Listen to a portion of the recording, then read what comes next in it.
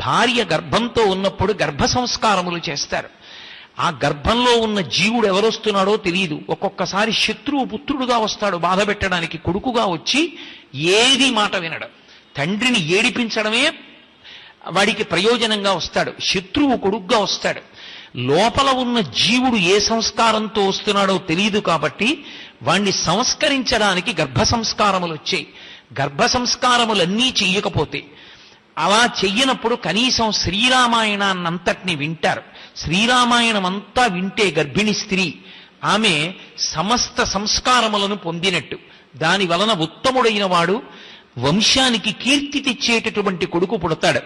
అథవా అది కూడా చేయకపోతే బాలకాండలో చెప్పినటువంటి షణ్ముఖోత్పత్తి, శ్రీమద్భాగవతంలో ఉన్నటువంటి దశమస్కంధంలోని కృష్ణలీలలు వినమన్నారు.